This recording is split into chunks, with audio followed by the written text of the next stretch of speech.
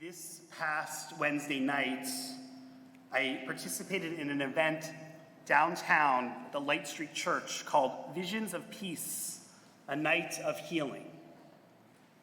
It was a multi-faith gathering that began with a collection of self-care and de-stressing activities: yoga, massage, flower bouquet making, eating delicious cookies from the Motzi Bread Bakery.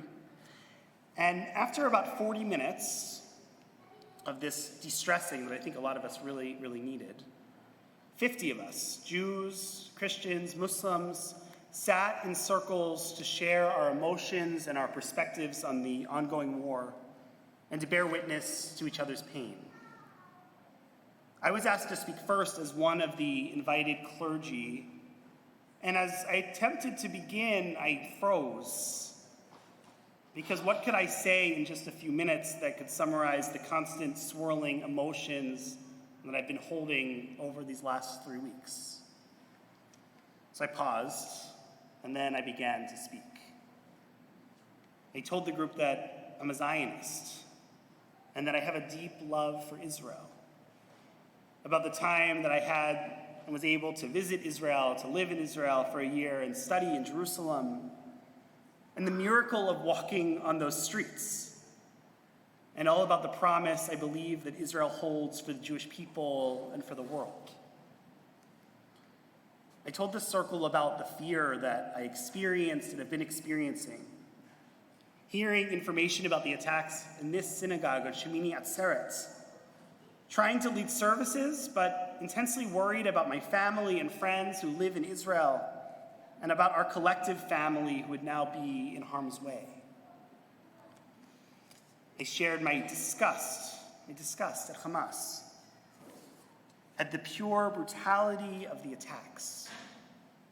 I shared that Emily and I have been spending the last 3 weeks sitting in the evenings, talking and crying, trying to understand how any human being could commit such brutal acts.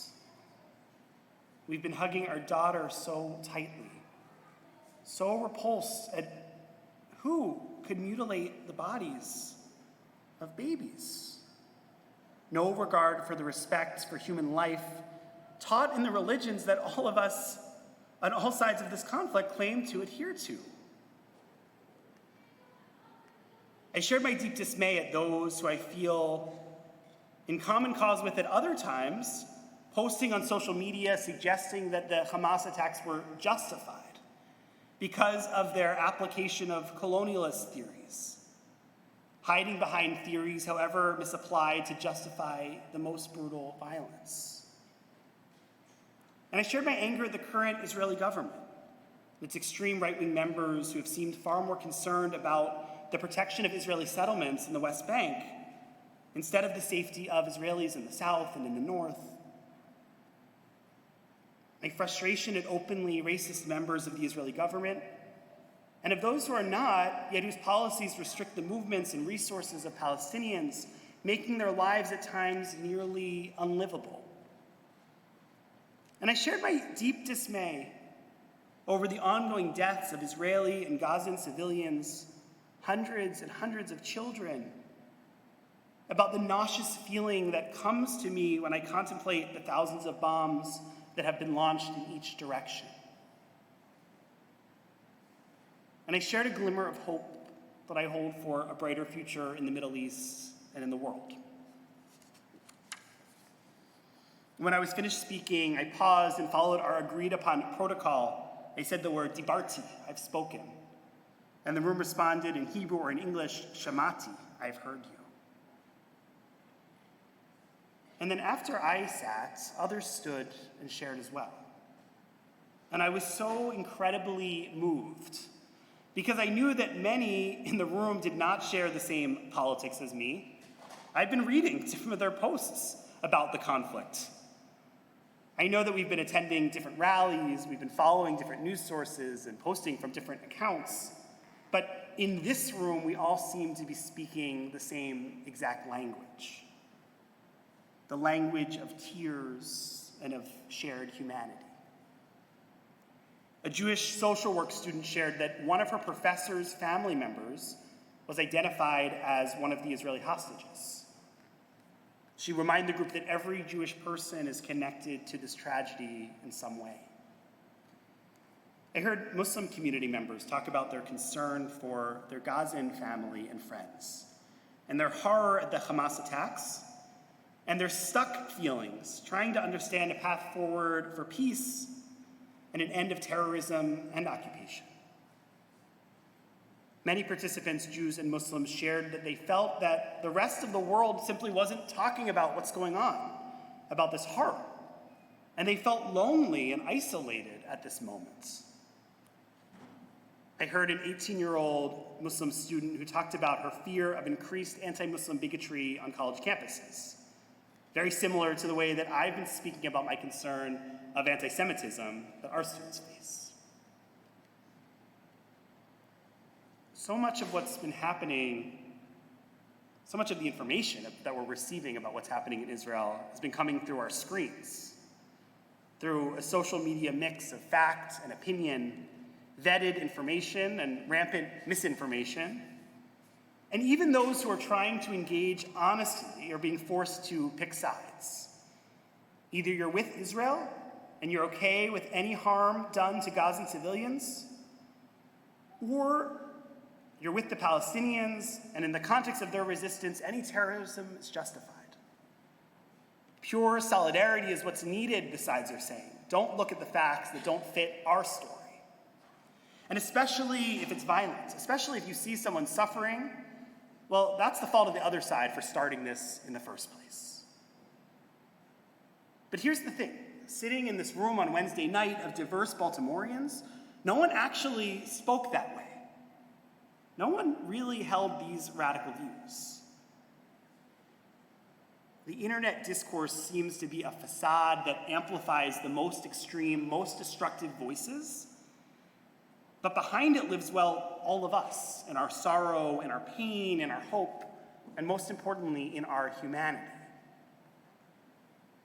I've spoken to so many of you over the last 3 weeks, and the primary word that you've used to describe your feelings about what's going on is complicated. And when I hear you say that, and I listen to how you've been doing, I wish that I could say something that would make it simpler. I wish that part of my pastoral comfort could be trying to explain why this is all not as difficult as you may think. But the truth is, this is a most complicated conflict. And when we're most in touch with our deepest sense of humanity, our feelings should be complicated. Because if we can look at civilian death counts on any side and find anything other than horror or disgust, we too have lost touch with our humanity. So what I want to say today, as clearly as I possibly can, is that we must stand up for Israel's right to protect itself, for return of the hostages, and to an end of violence and unnecessary death in Israel and in Gaza. That we can't let the social media landscape force us to pick a side. We can't become people who shut out the cries of parents for their captured or murdered children. We can't become people who abandon the pursuit of peace and justice, even in times of war and destruction. Because when this war ends, and one day, God willing, so soon it will end, the work towards peace and security will not be over. And I truly believe that no one will be safe, no Palestinian, no Jew will be safe until everyone in the region feels a sense of freedom and determination in their land. And my fear is that by taking sides, by retreating into our corners, by trying to simplify the story, if we become so entrenched on these sides, believing there's no good faith from others whom which we disagree, we're poisoning any opportunity we have to find peace in this generation, in the next, or in the next. The Torah teaches that when the Israelites go to war in order to conquer the land of Israel, in the book of Deuteronomy, they're not permitted to destroy fruit-bearing trees.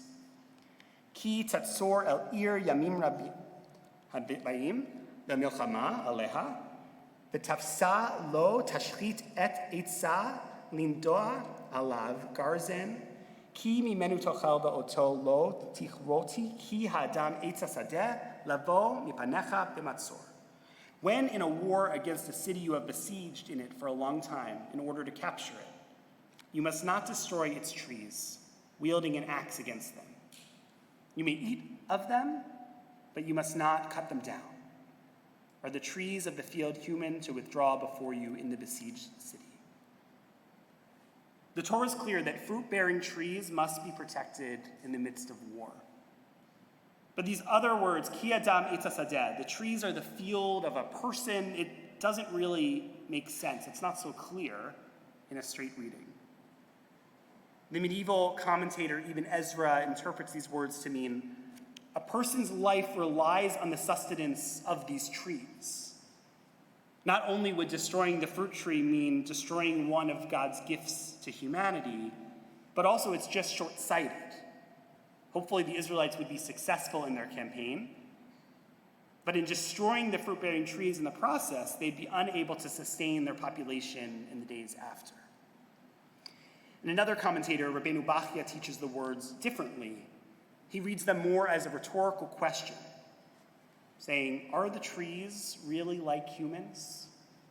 He means in a war, it may be necessary to kill one's enemies, but the trees are not enemies. And does it really make sense then to destroy them as well? I'm concerned that within the fog of war, we're at risk of cutting down the trees. The saplings that represent our future prayers for peace in the region and amongst our peoples. Too many in our community teach Jews how to speak about Israel, but very few help us listen. Too much of the community is rallying around war without also continuing to pray for peace. And I'm particularly sensitive to this as an educator. I know that how we adults respond in this moment sets the tone for how our kids will approach the conflict now and in the future. In so many ways, they are our trees as well. So I feel a strong sense of obligation to be one of those who preserves the trees during the siege, because I know our future depends on it. And I hope that you'll join in this effort as well.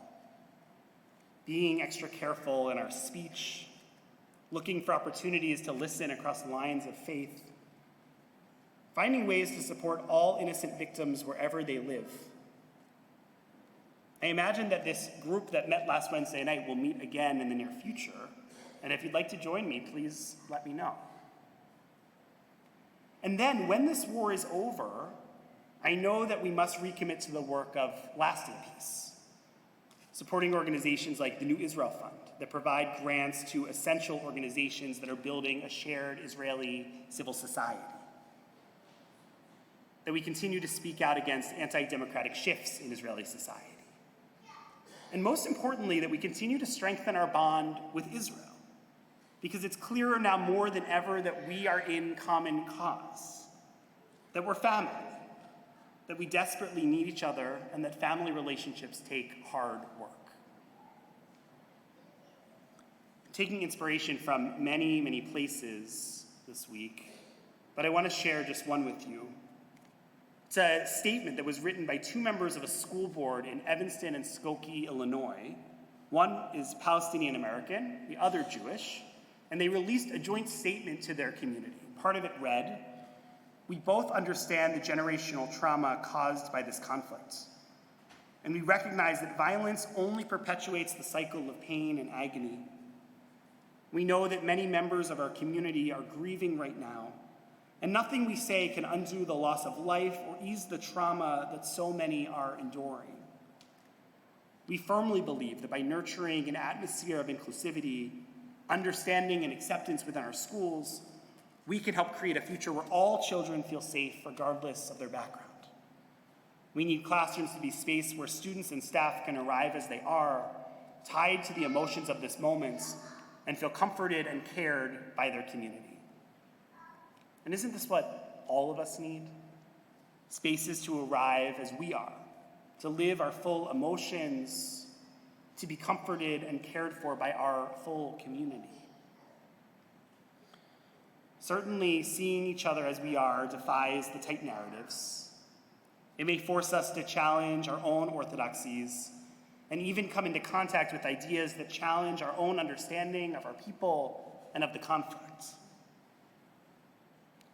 Toward the end of the vigil, an older woman who had been quiet almost the entire evening stood up to speak. She said, "This is the only place I need to be right now. I'd come back to this church every single night if it meant that we could keep speaking, keep connecting, and keep finding common ground." And she's right. At this moment in the diaspora, we're not soldiers, we're gardeners. We have the opportunity to keep returning, to keep talking, to keep listening, and to keep planting seeds. May there be peace in Israel. May the hostages be safely returned. And may there be peace for all peoples, Israel and in Gaza and in the Middle East. Shabbat Shalom.